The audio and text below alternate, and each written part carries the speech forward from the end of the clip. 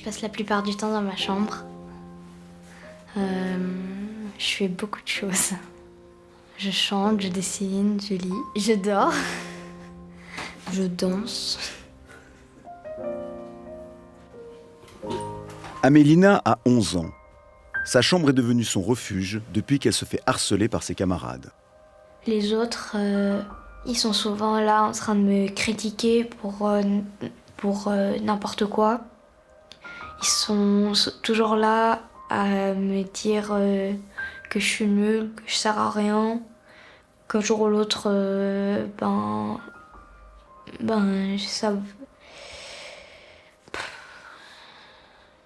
que je vais pas réussir, quoi. Que j'en peux plus, j'ai beaucoup de pression. C'est beaucoup pour moi, hein. Devoir gérer les insultes, les injures, les moqueries et tout ça, on s'en rend pas vraiment compte quand on voit la personne, mais c'est beaucoup de poids et quand il y en a beaucoup, il y a des fois, il suffit de ça pour que je me mette à... ça fait beaucoup trop.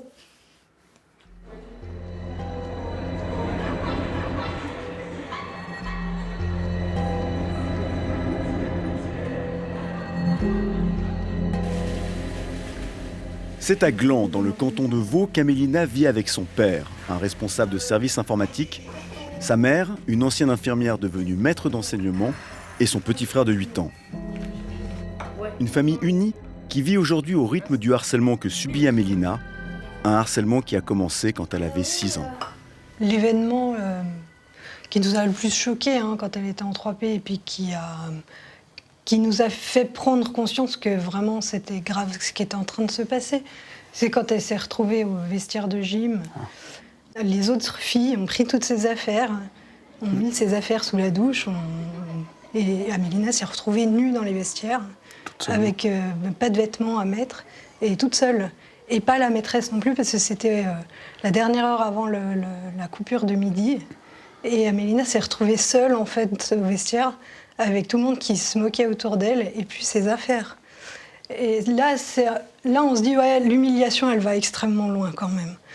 Pour une enfant qui a 6 ans et demi, c'est vraiment très dur à vivre, quoi. Très vite, elle va se faire moquer, insulter, taper. Voilà, c'est vraiment ce cheminement qui va crescendo gentiment à chaque fois. Malgré les alertes répétées de la famille Martinez à l'école, Amélina continue d'être harcelée. On lui a aussi posé des questions. On lui dit, mais peut-être toi, tu devrais faire un effort aussi. Tout le monde doit faire sa part pour aller vers l'autre. Au bout d'un moment, vous comprenez que c'est plus gérable. Et puis, votre fille, vous la connaissez. Toi, t'en as parlé à la maîtresse, au maître, c'est quoi leur réaction? J'en parle très peu aux adultes qui sont autour de moi parce que la plupart du temps, ils m'écoutent pas. Et parfois aussi, ils disent ils disent, je note, on va en reparler, mais ça se passe jamais. On n'en reparle jamais, en fait. Ou alors, ça met un temps fou à venir et pendant tout ce temps, j'ai le temps d'oublier et de passer à autre chose. Et d'être sur d'autres problèmes. Mais pour eux, il n'y a pas de problème, il ne se passe rien. C'est ça, en fait. Eux, pour eux, c'est... Si, on nous disait, ah, mais elle a pas les codes. Ah, elle n'a pas les codes, c'est Elle vrai. n'a pas les codes, voilà. Pas les codes sociaux. C'est des brimades, c'est des chamailleries, elle est trop sensible. Mais elle ne s'intégrait pas parce qu'elle était harcelée, en fait.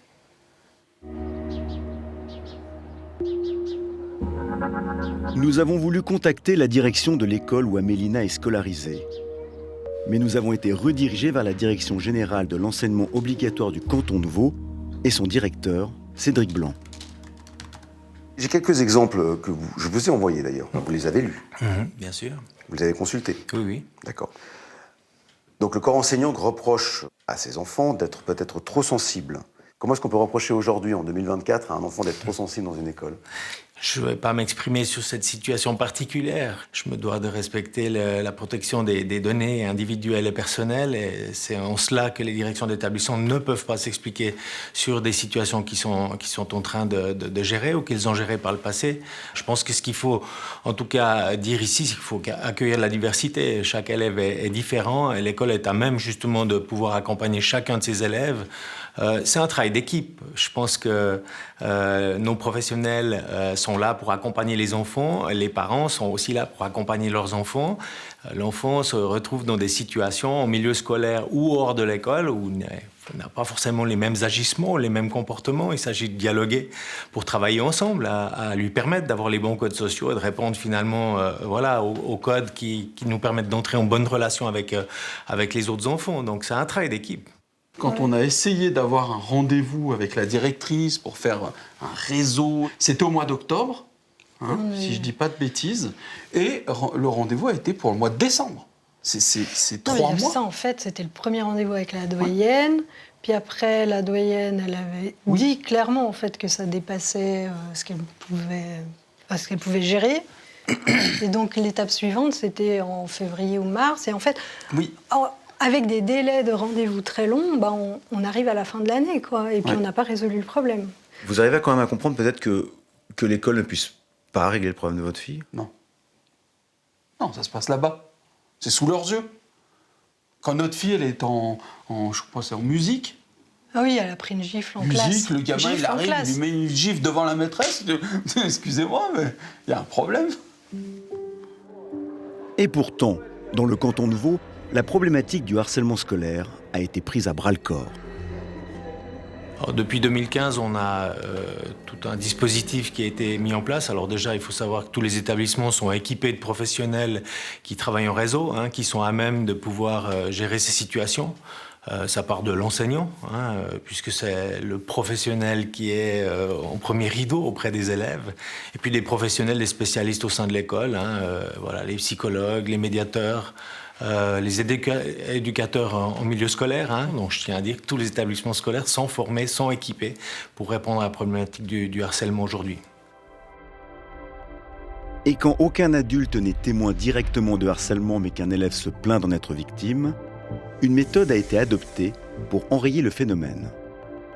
Appelée méthode PICAS ou MPP pour méthode de préoccupation partagée. Son objectif n'est pas de blâmer les éventuels coupables, mais de briser l'effet de groupe et générer de l'empathie par des entretiens individuels menés autant auprès des harceleurs que du harcelé. Ils ont voulu donc absolument capitaliser sur toutes les mesures, donc la méthode PICAS. On leur a dit, c'est gentil, il y a des études qui montrent que oui, ça marche dans plein de cas, mais ça ne marche pas dans un cas qui est ancré. Et moi, à ce moment-là, je leur dis, mais écoutez, il y a peut-être d'autres méthodes. Et à un moment donné, il ne faut pas s'enfermer là-dessus. Moi, je pense que de toute manière, cette méthode, elle a fait ses preuves dans la plupart des cas. Après, effectivement, je pense qu'il faut reconnaître que parfois, il y a d'autres solutions à trouver. Et c'est dans ce sens-là que ça doit se faire dans le dialogue avec les parents. Il y a d'autres solutions aussi. Effectivement, je pense qu'il y a des situations qui sont sans doute larvées et c'est vraiment regrettable. Mais ça ne veut pas dire pour autant qu'elles doivent être abandonnées et elles ne le sont pas. Anne Gégère est psychologue à Lausanne. Dans son cabinet, elle reçoit régulièrement des enfants victimes depuis longtemps de harcèlement et pour lesquels aucune méthode n'a fonctionné. Je dois vous dire que les retours que j'en ai, c'est que ça marche très très bien, certainement, dans la majorité des cas, en tout cas en cas d'intimidation. Mais quand on parle de violent harcèlement, c'est-à-dire de menaces, de chantage, d'exclusion, de rumeurs destructrices, là, j'ai des doutes que la MPP fonctionne bien. Ouais, je pense pas. Surtout que j'ai des retours d'enfants qui me disent ça a marché 15 jours et puis après ça a recommencé. Il en fallait une, elle a le mérite d'exister, cette méthode. Maintenant, cette méthode, avant tout, elle essaie de soigner le mal qui a été fait. C'est pas suffisant. La plupart des enfants vont aller consulter suite à un harcèlement. l'enfant qui est exposé de manière permanente à ce stress va développer et mettre en place des mécanismes de défense, des mécanismes de survie. À un moment donné, la charge émotionnelle est tellement importante qu'il est épuisé psychiquement, il n'arrive plus à faire face. Et c'est à ce moment-là qu'il peut faire une tentative de suicide. Cet épuisement psychique, Amélina l'a ressenti 1 an après les premiers harcèlements. Alors qu'elle n'avait que 7 ans, elle a commencé à se refermer sur elle-même et ses parents, bien qu'attentifs, n'ont rien vu venir. Petit à petit, j'ai commencé à avoir des pensées pas bien. Et voilà. Quand tu dis penser pas bien, J'avais envie de plus être de ce monde. t'en as parlé à tes parents? Pas sur les moments, non. Ils l'ont découvert un peu tout seul. J'avais pas le courage ni la force de leur en parler parce que j'avais peur des autres. J'avais peur qu'ils continuent à me frapper, qu'ils continuent à m'insulter, mais encore plus fort parce que j'en parlais. Qu'ils allaient se venger sur moi. J'ai reçu l'appel de la maîtresse qui ne savait pas quoi faire avec Amélina, qui disait qu'elle voulait en finir, que la vie n'en valait plus la peine parce que c'était trop difficile. Si c'était pour vivre ça, voilà. Pardon. Et c'est terrible en fait. Moi je sortais de ma nuit de boulot, je reçois ça comme coup de fil. Ma fille qui avait 7 ans, c'est incompréhensible en fait. C'est pas possible de vivre ça et puis derrière d'avoir une direction de l'école qui prend pas des mesures à la hauteur de l'émotion qu'on reçoit dans le visage, quoi.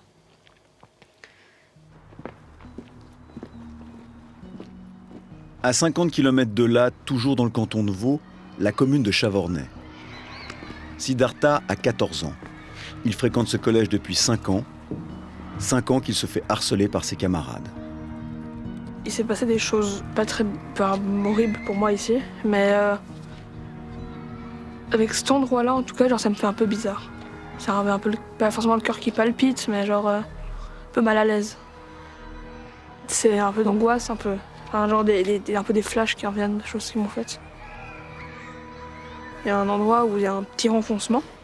Il y avait plein de gens autour, et on m'a poussé dedans, puis il y avait des gens qui commençaient à me frapper dedans. Hop là. C'est quand même une chute assez conséquente. Puis après, genre, ouais, j'avais un peu mal partout après, disons. Mal aux bras, aux côtes. Tu sais pourquoi ils t'ont fait ça? J'en sais rien. Rapidement, Siddhartha devient le bouc émissaire habituel de ses camarades qui se réunissent en groupe pour le ruer de coups. Il s'enferme alors dans un univers de bandes dessinées et de jeux vidéo pour tenter d'échapper à son quotidien scolaire. Mais plus que la douleur physique, ce sont les moqueries et les insultes qui laissent des traces. Il y a eu des choses assez ignobles qui ont été dites. Puis donc, par exemple, la direction, quand on a... Par exemple, on me traitait de gros porc de PD tous les matins, et puis la direction a dit que vu que j'étais pas homosexuel, c'était pas grave, disons. En fait, j'étais triste, parce que je me disais, mais pourquoi est-ce qu'on me fait ça à moi, en fait? J'avais l'impression qu'un peu tout le monde me détestait, en fait. On a vu Siddhartha passer de « j'adore l'école », les vacances c'est beaucoup trop long, je veux retourner à l'école, à en quelques mois, vomir le matin, maman je peux pas aller à l'école, maman je suis malade, maman j'ai mal au ventre, maman j'ai mal à la tête. Et quand on lui posait la question, mais Siddhartha, qu'est-ce qui se passe vraiment? C'est maman j'ai peur. Il a perdu sa joie de vivre. Il est devenu triste. Il avait beaucoup de mal à maîtriser ses pensées négatives. Il y a des pensées suicidaires qui sont arrivées. Il y a eu une tentative de suicide. Il a essayé de sauter par la fenêtre Sa sœur est arrivée juste à temps. Il avait déjà un pied dehors. Et elle a pu lui dire « Arrête, stop !» Et elle est venue me chercher. Et c'est là qu'en pleurant, il s'est jeté dans mes bras, il m'a dit « Maman, j'ai besoin d'aide. Maman, j'y arrive plus. J'arrive plus à arrêter la voix dans ma tête qui me dit « Jette-toi en bas par le balcon, jette-toi en bas par la fenêtre, tue-toi, ça ira mieux après. » Et puis ce qui est terrible dans l'histoire, c'est qu'en plus, c'est les choses qui lui ont été dites à l'école. Suicide-toi, ça lui était dit par les autres élèves. Il y a des élèves qui lui ont dit « Suicide-toi, tes parents, ils seront plus heureux sans toi. » Je crois que ça a été la chose la plus dure que j'ai entendue.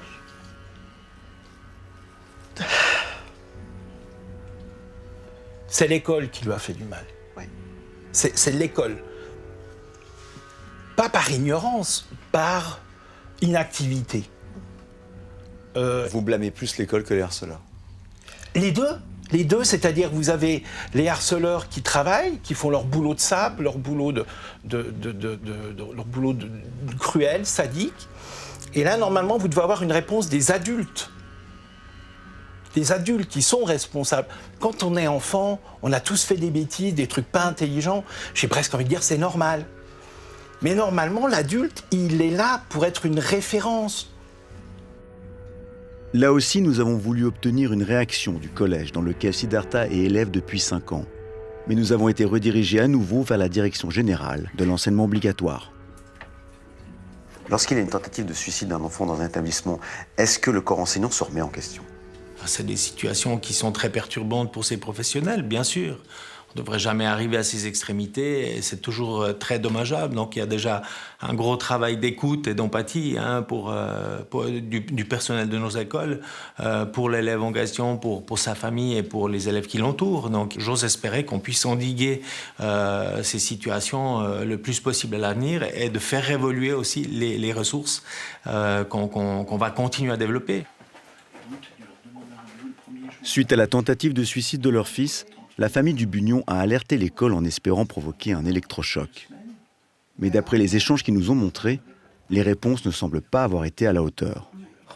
Là, c'est la conversation que j'ai avec la maîtresse de Siddhartha de l'époque, où je lui dis « Bonjour, je suis désolée de ne pas vous avoir répondu plus tôt. Siddhartha est hospitalisé après une tentative de suicide. Il demande si vous pouvez informer la classe de son hospitalisation afin d'éviter les questions à son retour. Merci beaucoup, cordialement, Tania Dubugnon. » La réponse de la maîtresse. « Bonjour, je vous remercie pour votre message et suis désolée d'apprendre cela. Je vais discuter avec la direction sur la manière de communiquer cette information aux élèves. Salutations. » C'est la seule réaction de la part de l'école qu'on a reçue. À part un email du secrétariat nous demandant le certificat médical. Ni la directrice, ni la doyenne, ni par la suite la maîtresse n'ont plus jamais réagi par rapport à l'hospitalisation et la tentative de suicide de Siddhartha. C'est qu'à aucun moment on a été soutenu par l'équipe. À aucun moment on a eu le sentiment d'un soutien. Vraiment, aucun moment. On a eu le sentiment qu'on nous disait on comprend ce que vous vivez et on va vous aider, on vous soutient par rapport aux problèmes que vous avez. On a de nombreux acteurs qui permettent de répondre à ces situations difficiles. Donc l'école agit et le dispositif est en place et je pense que l'école vaudoise est bien équipée. Après, ça ne veut pas dire qu'elle va pouvoir répondre en temps et en heure de manière satisfaisante à toutes les situations. Ça, il faut bien reconnaître que oui, il y a des situations où la communication doit être améliorée. Après, il faut aussi se rendre compte de la réalité de la population scolaire, du nombre d'élèves et du nombre de parents que ça peut représenter. Quand vous parlez d'une population de 97 000 élèves, évidemment qu'il peut y avoir des situations particulières où effectivement les parents ne sont pas satisfaits de ce que l'école fait pour leurs enfants. Encore une fois, il s'agit de maintenir le dialogue et d'aller rencontrer les gens pour trouver des solutions. Aujourd'hui, Siddhartha se sent mieux. Depuis le début de cette année, le harcèlement dont il est victime a cessé grâce à un heureux concours de circonstances.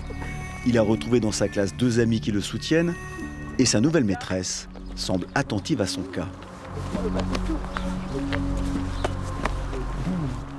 Les écoles qui se sentent concernées par le sujet font, à mon avis, du mieux qu'ils peuvent. Mais je ne suis pas au sein des écoles. Je reçois le témoignage de parents et d'enfants qui arrivent ici à bout de souffle, hein, des familles qui se sont battues, hein, qui ont interpellé l'enseignant, interpellé le doyen, interpellé la direction, interpellé parfois aussi bien la DGEO, hein, Direction Générale de l'Enseignement Obligatoire, et à bout de souffle me raconte qu'il se trouve parfois, pas toujours, parce qu'il y a des écoles qui prennent ça très au sérieux et qui font un très très bon travail, mais parfois qui se retrouvent face à des murs en béton, hein, ou des professionnels qui disent aux parents au bout d'un certain temps, écoutez, moi, changez votre enfant d'école, je pense que c'est la meilleure solution. Mais ce n'est pas la solution. Parce que l'enfant qui a été harcelé vit ce sentiment d'injustice de devoir changer d'école alors que c'est lui qui est la victime. Et pourquoi il changerait d'école alors qu'il a des amis qui sont là, des amis qu'il apprécie, qu'il aime, et il doit, lui, partir. Donc c'est double peine. Mais parfois, il n'y a plus d'autre solution. La situation d'Amélina ne s'améliorant pas, ses parents ont pris la décision de déménager. Ils quittent le district de Nyons pour que leur fille poursuive sa scolarité, loin de ses harceleurs. On n'a pas le choix, on est obligé de partir. On aurait voulu faire autrement, on aurait voulu que justement on se dise bah, tiens les harceleurs ils vont loin, on les sépare, on les met ailleurs, ou je sais pas, ouais, mais non, il n'y a pas d'autre solution. On veut juste redonner une vie scolaire normale à notre fille et un équilibre psychologique.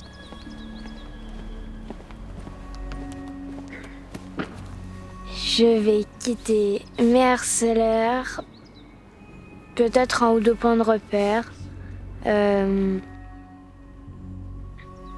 mes problèmes. À la fois, il y a aussi un peu de tristesse de quitter mes potes. Et il y a un peu de peur à cause du nouveau, mais c'est normal. T'es impatiente de partir d'ici? Oui.